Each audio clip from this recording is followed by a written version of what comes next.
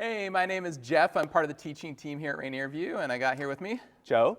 And we are kicking off our series, What Matters More, together. We want to look at this issue of, as we head into a somewhat contentious, maybe divisive year in 2024, we want to really focus on what matters most. But before we talk about that, you got a great story about choosing poorly on this issue of what matters most in life. Yeah. So the last time we were all here on camera was before Christmas. So you saw Erica there, and we did this whole teaching roundtable. So since then, I was thinking about that week, and that week, my family and we went to a Brazilian steakhouse for Christmas dinner before Christmas.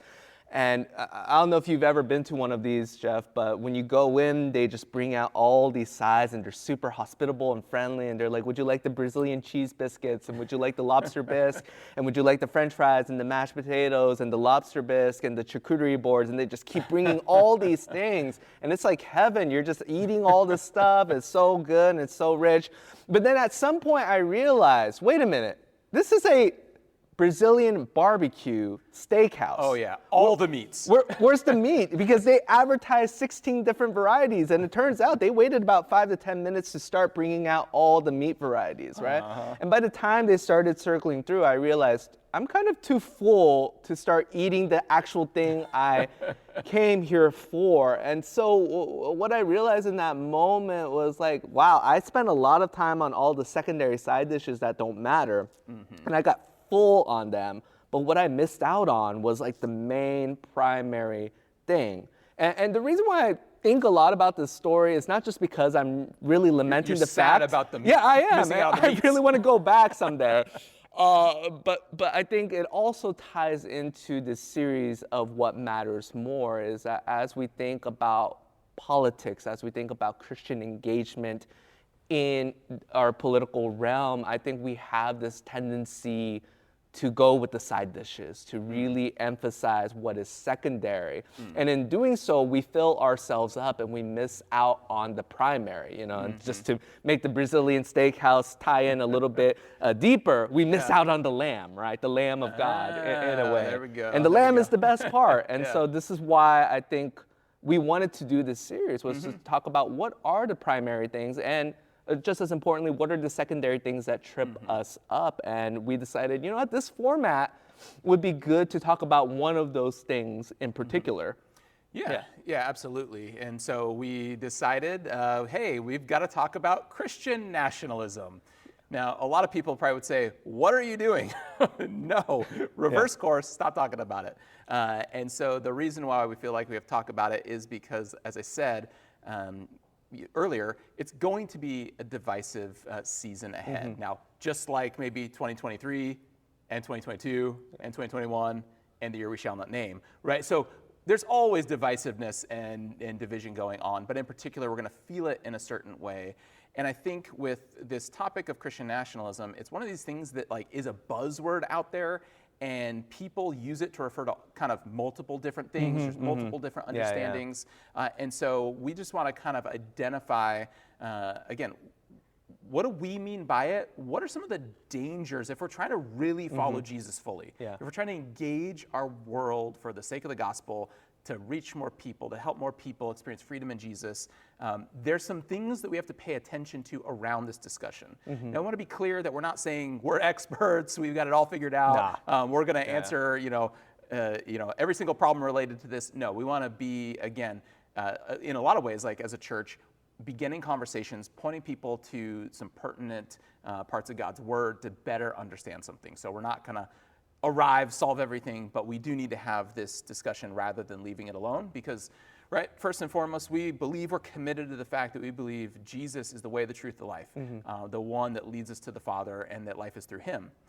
But sometimes as Christians, right, Joe, we can focus so much on that aspect, and we can kind of not focus a lot on the lordship side of following Jesus.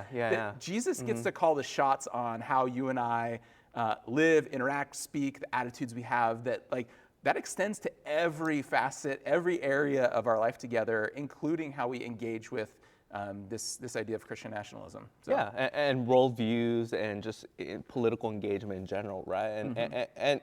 And one of the reasons why we want to bring this up, as Jeff said, is just like so many people have defined it in so many ways, right? And it seems like both sides have taken up this word as a way to slander one another or as a way of like taking pride in that identity. And it's just very confusing. And because Christ is in the word Christian nationalism, it's like, no, we really got to take a look at this, right?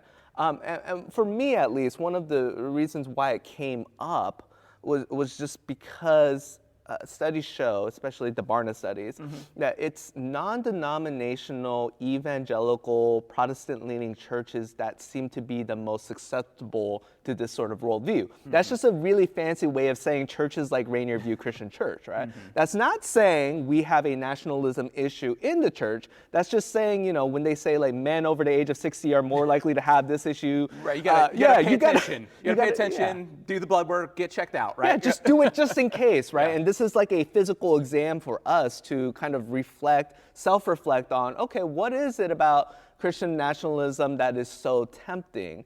And how can we make sure we observe the signs and symptoms so that we can make sure we don't participate in that? But one thing I do want to make clear, and Jeff, I think you'd agree with me on this, is that when we say Christian nationalism is a danger, what we are not talking about is patriotism. Because I think, well, I believe actually patriotism is a good and healthy thing that we should celebrate. And so I want to just be real clear here. I love the United States. Jeff, you love the United States. There's plenty of different things we enjoy about it. You enjoy national parks. That's right. I enjoy the history and the festivity of it. You enjoy that as well. You know, my sister-in-law was just in the country from South Korea about 2 months ago, and she was like, oh my goodness, you're McDonald's, you get all the refillable drinks you can, because in Korea, you only get one drink and you have to keep that drink, you don't get free refills, right? There's all these tiny, small things, but then all these large things like representative democracy, that are just so good, and things that we should be grateful to God for, and I think it's wrong to say there's nothing we should be thankful about. Yeah. No, I agree. And I would just add to the list too, Costco, water parks, breweries, all great things about Super the Bowl. United States. Super Bowl, like the NBA. We're not going to talk basketball because they'll sidetrack us. We both love it. But I think that's probably one of the biggest misconceptions around this is if you begin to talk about Christian nationalism and you think like that somehow even, you know, talking about it is anti-American. Like, no. I would be of the opinion actually like it poses a danger to democracy. If we really truly love and value America, we have to pay attention to this. Now, Revelation, like the book of Revelation, describes this interesting reality that the cultures that exist on earth now, in some way, shape, or form, will be reflected in what Revelation calls the new heaven and the new earth. So Revelation 21, beginning in verse 24, we read the nations, so different people groups, different different cultures, will walk by its light, and the kings of the earth will bring their splendor into it. On no day will its gates ever be shut, for there will be no night there. The glory and honor of the nations will be brought into it. And so, again, everything that's good and praiseworthy about different nations, different cultures, different people groups, including the things that are great and good about the United States, are going to be reflected in some way, shape, or form in the new heaven and the new earth. I tend to think there's going to be the most amazing lazy river ever in heaven. Like, it's just going to going to go all around the New Jerusalem, and it's going to be awesome. But whatever it is, you know, okay, I don't really think that, but I kind of hope it's real. Anyways, so that's not in the Bible. I'll make that clear. The infinity lazy river. But so what we're saying is like love of country, patriotism. That's not bad. But we are saying that Christian nationalism is something that we need to pay attention to if we're going to follow Jesus. And kind of maybe the way of saying it might be this: that patriotism really is a proper celebration of all that's good and right in the United States, in our American culture. The Christian nationalism really is about a theological error in the way we read our Bible that goes against thinking the way Jesus does, living the way Jesus does, viewing my neighbor and loving my neighbor the way Jesus does. That's counter to the way of Jesus. So, you want to give us a stab at like, okay, we're going to define this thing. We've been kind of talking around it, but like, what's just a basic kind of definition that we can use? Yeah, absolutely. So, as you know, the worldview itself is like so like vast, and there's a lot of different facets to it that there have been books written on this, right? Yep. Like 200, 300 page books. Yeah. So what we're trying to do is like condense that down into 1 or 2 sentences. So if you read other books or podcasts or see any films that say something else, it's not because we're trying to leave that out. It's just we're trying to condense it as much as possible. So if I were to define the Christian nationalism worldview, it would just really come down to 2 things. The first thing is that it's a worldview that insists that the United States is God's special chosen country, and so much so that the best interests of America are aligned with the best interests of God's kingdom. That's part 1. And then part 2 of that definition would be, because of that, Christians in America have this duty to do whatever it takes to gain political power and presence. Yeah. And so that's how I would say it. It's the 2-parter of special people and special mission. Yeah, no, I love that like, that somehow, the United States is, chosen by God, specially distinct from every other nation that's ever existed, that exists today. And as you said, that therefore, get your hands on political power, Christians, as much as you're able to. Exactly. And so what about the first side of that one, the kind of the theological error when we talk about chosen people and what the Bible refers to in terms of like God choosing people, and how kind of commingling that with our patriotism creates problems. So talk to me about a little bit about that. Yeah. So what we're talking about there is the theological concept of election, right? And who is it that God elects? Who are the people that God elects in the scriptures? Or we can use the word special, right? Because that's the other way to think about it. And one of the errors of Christian nationalism is that it kind of overlooks the fact that there are only 2 elect people in the entire Bible. And guess what? One's in the Old Testament, one's in the New Testament. I wonder why there's a division there, right? So the first elect people we find in Genesis chapter 12, where God decides, I'm going to choose the family of Abraham, Isaac, and Jacob. I'm going to choose Israel because through them, I'm going to do something in this world, right? And to read that exact passage, you can turn to Genesis 12. This is where God says to Abraham, go from your country and your kindred and your father's house to the land that I will show you. I will make of you a great nation, and I will bless you and make your name great so that you will be a blessing.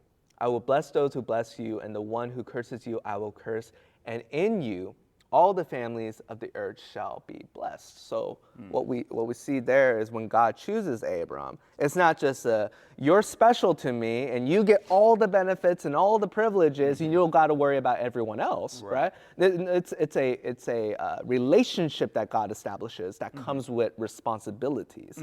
And the responsibility entails you are going to be a blessing to the rest of the world, right? And so God gives this mission to Abraham's family, to Israel, and what they're supposed to do is they're supposed to be a reflection of God's goodness, of God's justice, of God's peace, and God's reign, right? And unfortunately, because Israel is made up of sinful people, just like today, we're all sinful people, they think of it as more of a privilege and a responsibility. And they go away from the mission, and they commit injustice, and they commit fraud, and they mistreat their neighbors, and they mistreat aliens and foreigners and orphans and widows. And so what ends up happening is God ends up critiquing the way that Israel understood their elected status. One of the maybe the best passages that captures that critique is in Jeremiah, where if we look there, there's a passage where Jeremiah says this, and it's a message from God to the people of Israel. He says, "Do not trust in these deceptive words. This is the temple of the Lord, the temple of the Lord, the temple of the Lord. For if you truly amend your ways, your doings, if you truly act justly one with another, if you do not oppress the alien, the orphan, and the widow, or shed innocent blood in this place, and if you do not go after other gods to your own hurt, then I will dwell with you in this place and in the land that I gave of old to your ancestors forever and ever." Here you are trusting in deceptive words to no avail. Will you steal, murder, commit adultery, swear falsely, make offerings to foreign gods, and go after other gods that you have not known, and then come and stand before me in this house, which is called by my name, and say, we are safe? In other words, what was going on in Israel was they were saying, well, God chose us. God chose our ancestor. His temple, his literal house is in our capital of Jerusalem. It doesn't matter what we do. It doesn't matter how we behave. God is with us. God is for us no matter what. So we can do whatever we want. Yeah. I love where I said, we are safe, and then the version I have in front of me says, we are safe to do all these detestable things. Oh, really? That's okay, yeah, exactly, right? Yeah. And that's where God says no. Like, election is just as much about the responsibility as it is about the privileges.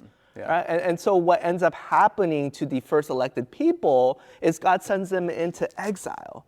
And so they lose their political independence. The temple gets destroyed and they get scattered throughout the nations, right? And that's kind of how the Old Testament sort of ends until they're returned back to the land. But even when they return, they're under the rulership of the Persians, of the Greeks, of the Romans.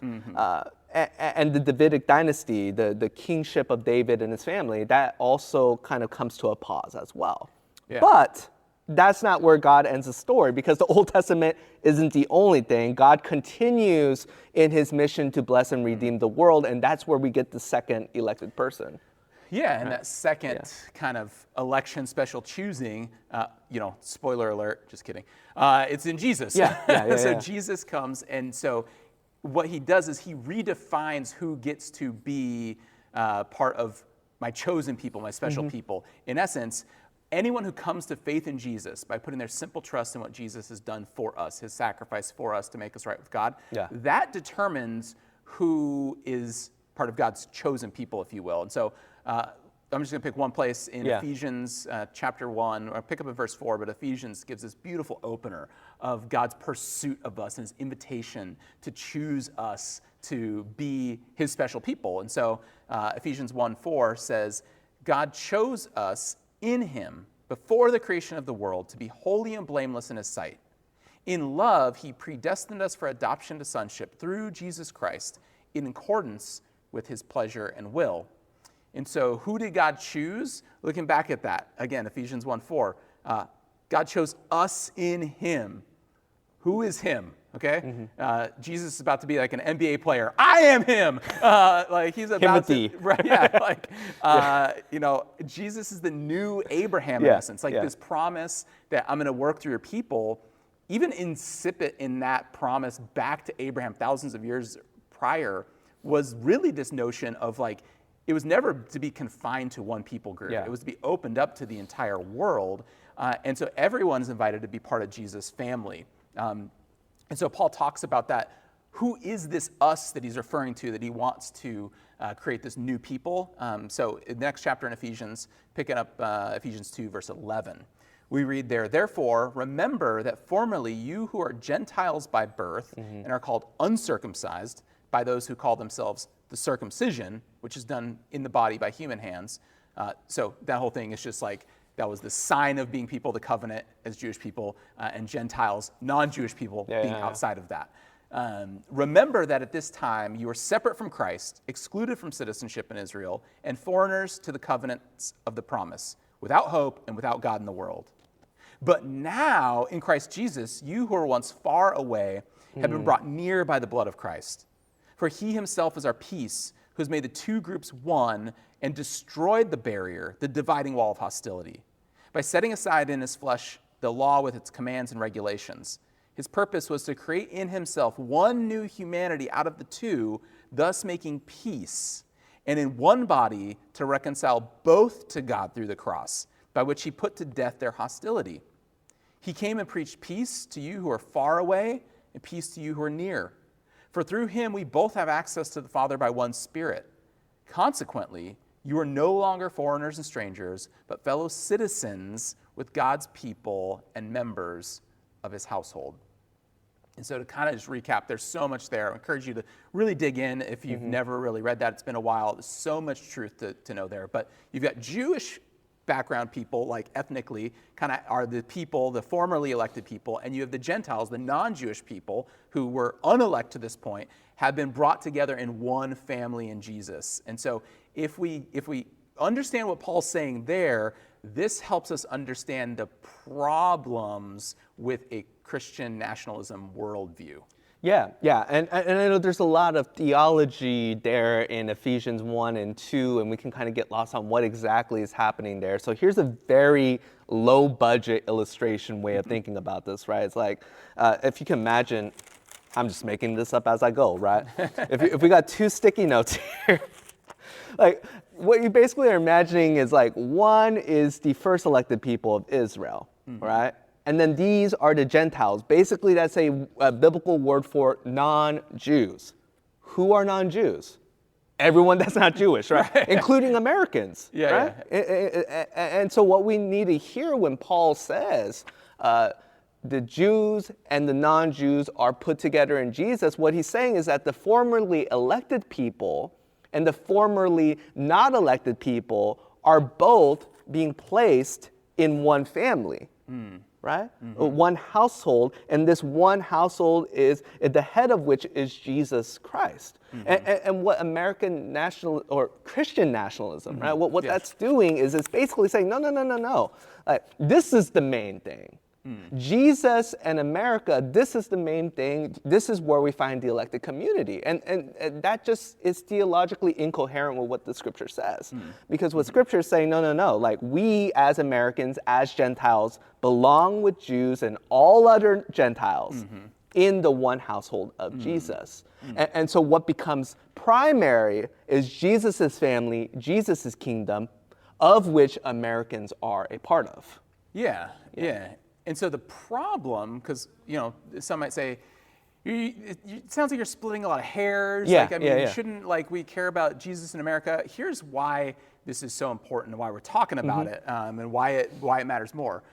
If our worldview is that every other nation, every other people group in the world somehow is inferior because God chose America, the United States, and everyone else is kind of second tier. That doesn't work because the Bible's very clear on who's chosen. It's Jesus' family of faith. And so that is our primary identity that we should live out of as Christians. If we've chosen to be a follower of Jesus, that's the primary identity. It's not being American. American is a secondary level identity. But the first primary identity is belonging to the multinational household of family of God in Jesus. Now, so somebody's getting real, their blood's getting boiling right now. Does that mean we shouldn't want what the good of the United States? Absolutely not. So you read that passage out of Jeremiah earlier that was critiquing how the people of ancient Israel had kind of not been paying attention to their duties as the chosen people, and God was like, I'm gonna set things straight. But that very same prophet Jeremiah, this is what he says in Jeremiah 29:7, speaking kind of against any sort of nationalism above and beyond committing to God's family. But he says this: seek the prosperity of the city to which I've carried you into exile. Pray to the Lord for it, because if it prospers, you too should prosper. And so wherever the family of Jesus finds itself, it should be seeking the prosperity of the city, the county, the country. And so as Christians, followers of Jesus in the United States, we should seek its prosperity. We should pray for the United States. We should ensure the flourishing of our neighborhoods and our communities is taking place. But what we can't do is buy into this idea that our secondary identity, that the United States is more special than everybody else by some divine choice, and that our secondary identity as citizens of the United States makes us better than everybody else in the world who's ever lived, and furthermore, that therefore the political goals of the United States, or even worse, the political goals of one party in the United States, somehow are 100% in alignment with God's will and decisions. And I kind of want to build off what you said there, because I think it segues really great into the second problem with Christian nationalism as we defined it, right? And that second part of that definition was because Christian nationalists believe that America and God have a special relationship, they also believe Christians should do whatever it takes to gain political power, right? And one of the things that I want to clarify there is that what we are not saying is that Christians should not participate in politics. Jeff just said, right, as Jeremiah just said, Jeremiah is more important than Jeff, right? Yeah. Jeremiah said, seek the prosperity, right? Seek the well-being of your city. And one of the ways we do that is by engaging in politics. And policies matter because people matter, and people matter because they matter to Jesus. We've been saying this for weeks now, and we really do believe that. And so I celebrate when Christians engage in politics, when they discernfully make decisions, not just in the voting pools, but also just as Christians even pursue career in politics, right? I think that's a good thing. I think we should want that. So that's not what I'm critiquing. What we are critiquing, however, is this sort of, we need to gain power and our side needs to win at all costs, and we need to institute whatever policies we need to institute at all costs. Because the problem there, I think we can really split it up into three different categories. I think there's a historical problem with assuming that Christians in power will solve everything. There's a theological issue about what does it mean for Jesus to be king. And I think there's also a discipleship issue of how does that kind of worldview shape us as people who are trying to become more like Jesus? And so Jeff, because you're the history guy here, really, can you tell me a little bit more about some of the historical issues we might see with that kind of approach? Yeah. I love history, exploring it. And so I'm kind of do a 2-minute drill on Christians and power throughout history. There's going to be some gross overgeneralizations, right? We're giving broad strokes to history, but to kind of really critically examine, like you said, this claim that, well, what Christians really need to do is get their hands on political power, and then everything will be great. Historically, that's not been the case. So we're going to start with the Roman Empire. Yes, I realize the irony of I'm thinking about the Roman Empire today. But anyways, in its final years, before it collapses, it was ruled by Christians. Christians were in power. They were the ones with the hands on the lever, and it collapsed. The irony is that the few centuries before that, Christians existed, they were marginalized, they weren't formally recognized by the Roman Empire, they had no political power, yet not only did the church grow, but Christians were a positive force on their culture. So we see in the example of the Roman Empire, ancient Roman Empire, that that wasn't the case. That no, Christians did not need that formal power to thrive and impact the society around them. Fast forward into ancient Europe, again, this is a broad overgeneralization. It's not true everywhere, but Christianity spread, and what I refer to as Christendom took root. So it's kind of adjacent to the Christian faith. It's like people who kind of were, kind of in the church, but the church got married with political power, like directly. Like it was one and the same. The state and the church, married, and the product was not good outcomes. People, in fact, they loved it so much they hopped in boats and they came to the Americas. And then when they were there, there's this idea, and I think we get to more of the crux of the Christian nationalism thing. This idea, this American ideal, we're a city on a hill. There's this special moment of divine providence, and I'm not underplaying that. Like God, of course, God was at work. But the idea that just like all these super Christians came over and founded a Christian nation is just not true. So Ryan Burge is a researcher. I was just listening to him on a podcast, and he said in the colonial era, only 17% of the population went to church. Right. Only 17? But we have this conception. Everybody who came over to the Americas did so as a fully devoted follower of Jesus. That's just not the case. Now, Christianity did take root. Church attendance did climb, in particular in the 1800s. We got the Great Awakening. We've got kind of, especially post-World War II, boom in church attendance. Now, again, so we've got growing church attendance. That doesn't mean that everybody who was part of a church was a fully devoted follower of Jesus. And furthermore, for this discussion, it didn't mean that all the bad things went away, because there were more people going to church and more Christians in political office and holding political offices. For example, in the brief overview of our history as a nation, having Christians in power didn't stop white people from enslaving black people on the basis of the color of their skin. it didn't stop after the Civil War, Reconstruction being derailed in the South, and we see the rise of white nationalism, the rise of violence against African Americans in particular, but all sorts of minorities. Yeah. Right? That continued. We have people who are alive right now, whose parents or grandparents were alive during segregation. We said, no, we don't want to be together on the basis of race. And so many other moral wrongs that happen. And so this idea that if you just have Christians in power, all these bad things go away, or nothing wrong happens. Now again, that doesn't take away from the fact that the United States really has a special place, I think, in history of the ability, the dream to create a more perfect union with liberty and justice for all. So I love, I was reading Bono's autobiography, Surrender, and he talks about this idea, being kind of this Irish guy, and he's this ridiculous rock star, but he loves America.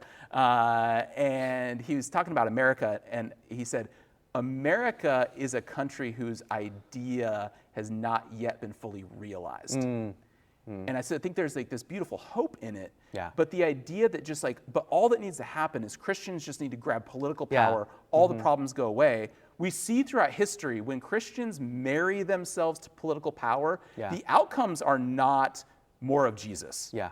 And so that's a very brief look at 2,000 years of the history of Christians and political power. But it's just so commonplace, right, for people to kind of, they hold that view kind of unthinkingly almost, or just like de facto, it must be true, when we take an objective look at history, it just simply isn't the case.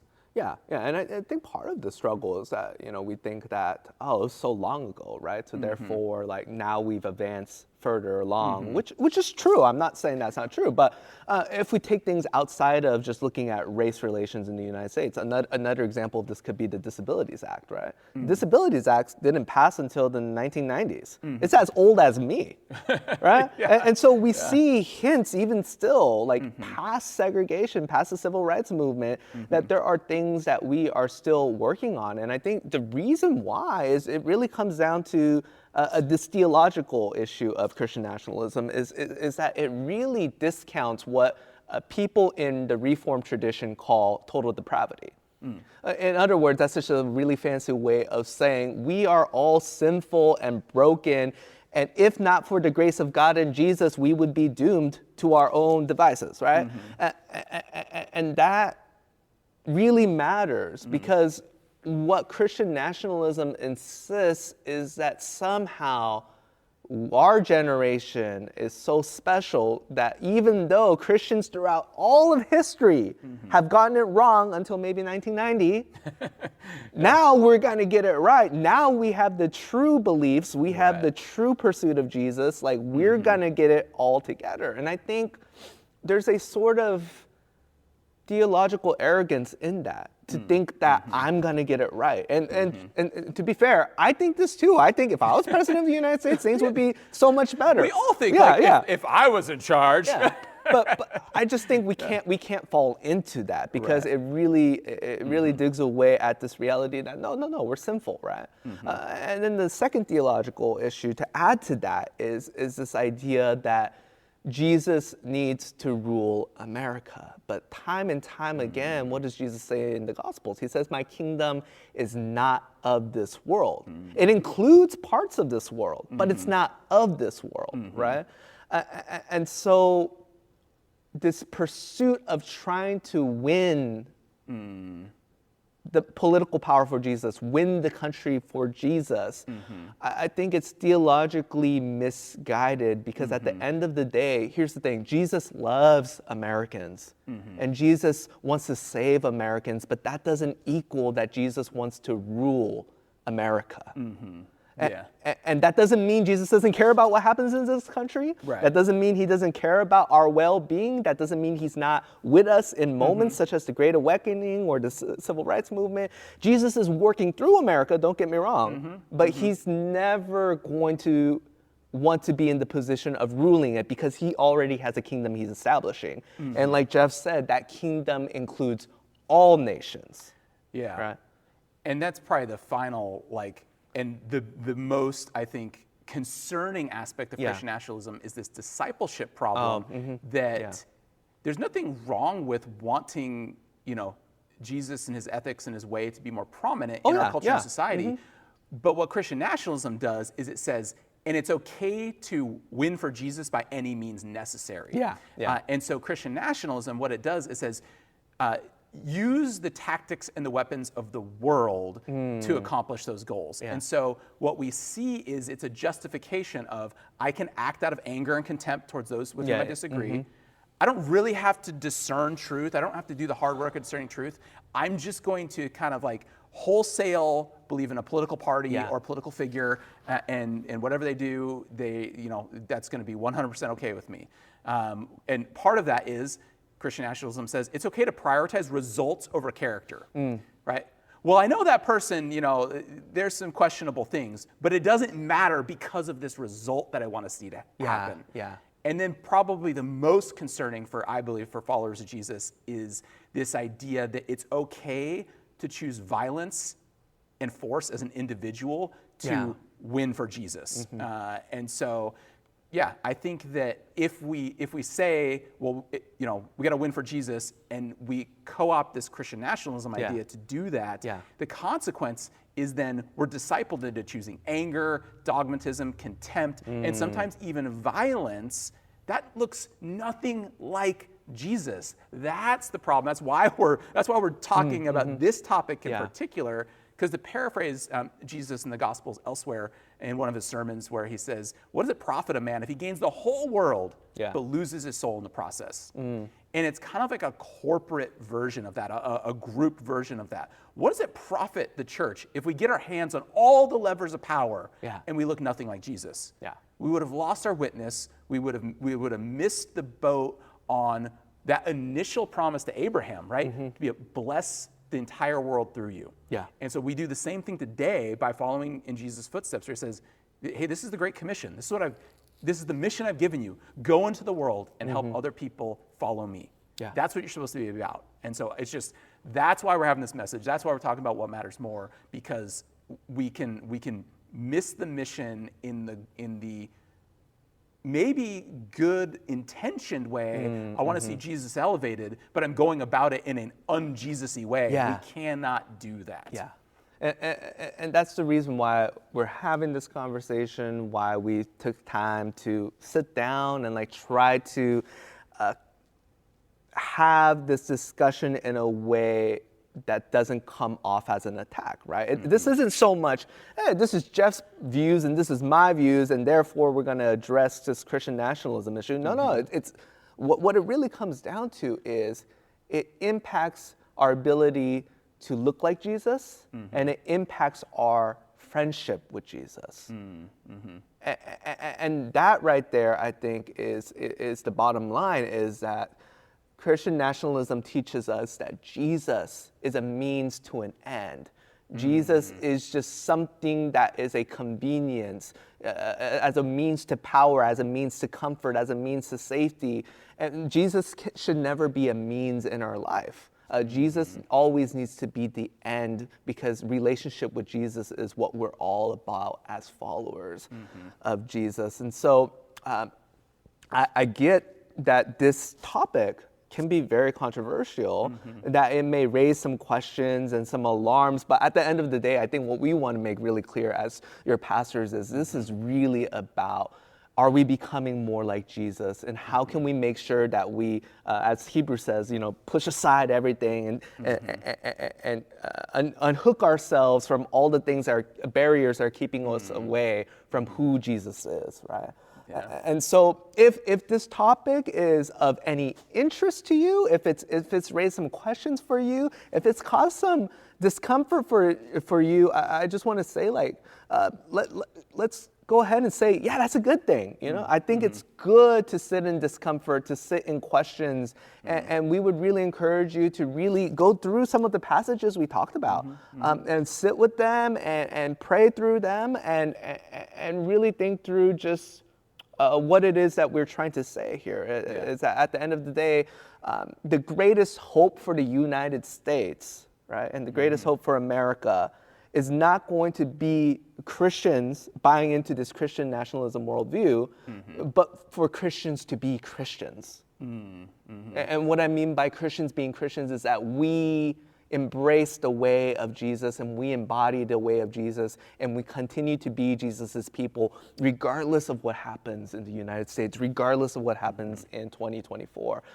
There's a quote that someone said along the lines of, "Turning the other cheek has never done any good for us, so why should we continue to do that?"